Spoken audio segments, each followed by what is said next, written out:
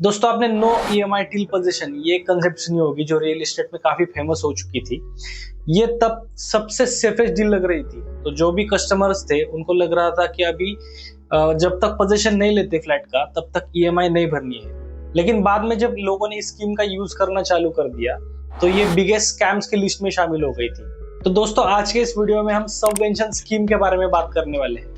शुरुआती में ये कैसे स्कीम पॉपुलर हुई और बाद में इसका जो स्कैम था वो कैसे लोगों के सामने आया, ये इस वीडियो में हम डिस्कस करने वाले हैं। तो ये वीडियो बहुत ही इंफॉर्मेटिव होने वाली है दोस्तों, तो इस वीडियो को लास्ट तक जरूर देखना। तो सबसे पहले दोस्तों हम ये सबवेंशन स्कीम है इसके बारे में जानते हैं कि ये कैसे वर्क करती थी। इसमें आप सपोज मान लो कि आप कस्टमर हो तो आप फ्लैट लेने बिल्डर के पास जाते हो। अब ये जो सबवेंशन स्कीम है ये नॉर्मल स्कीम से कैसे अलग है, तो इसमें क्या होता था कि इसे 10 to 20% जो अमाउंट रहती है वो सबसे पहले कस्टमर पे करता था। इसके बाद जो 80% लोन है वो बैंक डिसबर्स करती थी। अब बिल्डर इसमें एंट्री करता था और बिल्डर क्या करता था कि जो पहले दिन से जो ईएमआई आएगा वो बिल्डर पे करता था, ना कि कस्टमर। और बिल्डर का कहना था कि जब तक आप पोजीशन नहीं लेते तब तक ये जो ईएमआईज है वो मैं पे करूंगा, और जब आप पोजीशन लोगे तब ये जो ईएमआई है वो आपको ट्रांसफर की जाएगी। लेकिन यहाँ पे ज्यादातर बिल्डर्स क्या करते थे कि फॉर एग्जांपल आप मान लो कि फ्लैट की प्राइस 50 लाख रुपए है तो वो इन्फ्लेटेड प्राइस पे लोन लेते थे। फॉर एग्जांपल 60 लाख पे लोन लिया, क्योंकि क्या है कि जो बिल्डर है उसको डे वन से ईएमआई पे करना है और आपको पोजीशन के बाद ईएमआई पे करने को बोल रहा है। तो जो इन्फ्लेटेड प्राइस थी उसमें वो जो कॉस्ट है एडिशनल वो एडजस्ट करता था। तो ऊपर से तो ये स्कीम बहुत ही अच्छी लग रही है, लेकिन बाद में जब रियल लाइफ केसेस इसके आने लगे तो ये स्कीम एक नाइटमेयर में बदल गई। वो कैसे कि बिल्डर ने जो 80% अमाउंट लोन बैंक ने डिसबर्स किया है वो पूरा अपफ्रंट ले लिया। अभी नॉर्मल कंडीशंस में कैसा रहता है कि जैसे जैसे बिल्डिंग का कंस्ट्रक्शन कंप्लीट होते जाता है वैसा हर एक बिल्डर एक डिमांड लेटर रेज करता है और बैंक रहती है वो part payment as per construction पे करती है किसी भी बिल्डर को। बैंक पूरा अमाउंट एक ही टाइम पे बिल्डर को कभी भी पे नहीं करती। वो पहले जगह पे देखती है कि बिल्डर ने कंस्ट्रक्शन कितना काम किया है, वो प्रोग्रेस अच्छा चल रहा है कि नहीं, जो अमाउंट बैंक ने डिसबर्स की है वो राइटली वो कंस्ट्रक्शन के लिए यूज हो रही है ये नहीं। ये सभी फैक्टर्स देखने के बाद बैंक पार्ट में लोन्स बिल्डर्स को डिसबर्स करती है। लेकिन इस स्कीम में पूरा amount for example 80 to 85% customer का अमाउंट अपफ्रंट बिल्डर को जाता था। तो यहाँ पे कुछ बिल्डर्स ने लूप होल ढूंढा। उसमें उन्होंने क्या किया कि जो ईएमआई बिल्डर पे करता था किसी भी बैंक को वो उसने होल्ड कर दिया, मतलब रोक दिया।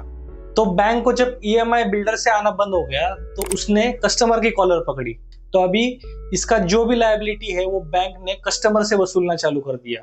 तो अभी यहाँ पे कस्टमर का नुकसान क्या हुआ कि जो उसको नॉर्मल फ्लैट 50 लाख का मिल रहा था वो उसने ओवर प्राइस मतलब 60 लाख में ले लिया, जिसकी 10 लाख इन्फ्लेटेड कॉस्ट बिल्डर ने इनडायरेक्टली चढ़ा के दी।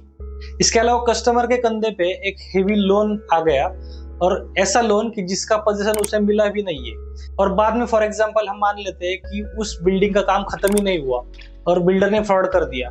तो इस कंडीशन में कस्टमर की क्या हालत हो सकती है दोस्तों कि उसके ऊपर अभी इन्फ्लेटेड प्राइस का ओवर प्राइस का एक फ्लैट रहेगा, उसकी लायबिलिटी कस्टमर को पे करनी है, ईएमआई सब कस्टमर्स को पे करने हैं, लेकिन फ्लैट की जो ओनरशिप है वो अभी कस्टमर को मिली नहीं है। और ये दोस्तों मैं जो भी बता रहा हूँ ये कोई थियरी नहीं है, ये प्रैक्टिकल रियल लाइफ इंसिडेंट्स हो चुके हैं। अभी जुलाई 2025 में एक न्यूज आई थी जिसमें दिल्ली में लगभग 1200 जो होम बायर्स थे उन्होंने बिल्डर के खिलाफ सुप्रीम कोर्ट में याचिका दर्ज की थी। उनका कहना यह था कि लगभग पूरा अमाउंट बिल्डर हमसे ले चुका है और फ्लैट का तो पोजीशन उन्हें मिला भी नहीं है अभी तक, लेकिन जो ईएमआईज है उसके लिए बैंक उन्हें हर बार फोन कर रहा है कि ये ईएमआई बिल्डर ने पे नहीं किया है, तो ये अभी लायबिलिटी आपकी है। सुप्रीम कोर्ट ने इसके बाद जो एफआईआर दर्ज हुई थी, लगभग 22 एफआईआर दर्ज हुई थी, तो इनके खिलाफ एक सीबीआई की इंक्वायरी भी बिठाई है। ऐसा ही एक केस नोएडा और ग्रेटर नोएडा यहाँ पे दर्ज हुआ है, जिसमें एक सुपरटेक लिमिटेड नाम के एक कंस्ट्रक्शन कंपनी है। यहाँ पे भी सेम फ्रॉड हुआ है। इसमें होम बायर्स का कहना है कि पहले उन्होंने एडवांस पे किया, इसके बाद लोन डिसबर्स हुआ, फिर बिल्डर ने कुछ रीजंस के बाद जो कंस्ट्रक्शन का काम है वो पूरा रोक दिया। तो जगह पे कंडीशन ऐसी है, कंस्ट्रक्शन का काम पूरी तरह से हॉल्ट हो चुका है, बंद हो चुका है। इसके अलावा बैंक कस्टमर से पैसा मांग रही है कि हमारा जो ईएमआई है वो बिल्डर ने देना बंद कर चुका है, तो इसका जो ईएमआई है उसकी लायबिलिटी कस्टमर की बनती है, तो जो ईएमआई है वो कस्टमर को पे करना है।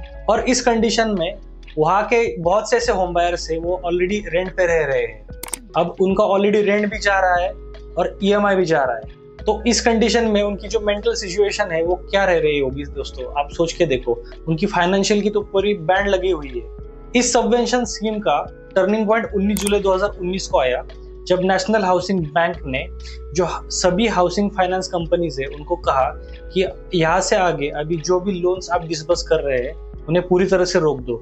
तो ऑफिशियली 19 जुलाई 2019 के बाद ये जो सबवेंशन स्कीम थी वो परमानेंटली खत्म हो गई। लेकिन तब तक इस स्कीम ने हर एक कस्टमर को मेंटली, फाइनेंशियली, फिजिकली, सोशली पूरा डैमेज करके छोड़ दिया था। और आज की डेट में भी उस स्कीम की वजह से कुछ ऐसे लोग हैं वो और अभी भी उबर नहीं पाए हैं 2025 तक।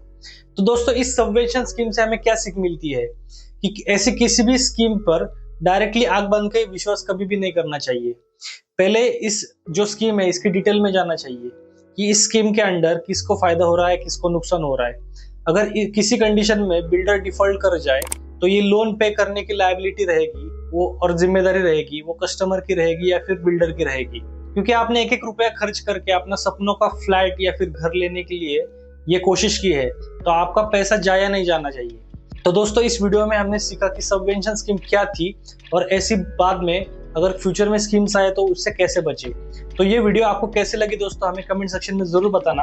और अगर आपको इस वीडियो से अच्छे से वैल्यू मिली हो, ट्रूली वैल्यू मिली हो, तो इस वीडियो को लाइक करना और इस चैनल को सब्सक्राइब करना ना भूलना दोस्तों। मैं ऐसे रियल एस्टेट से रिलेटेड नई नई वीडियोस आपके लिए लाता रहूंगा। तो मिलते हैं अगले वीडियो में। Thanks for watching this video.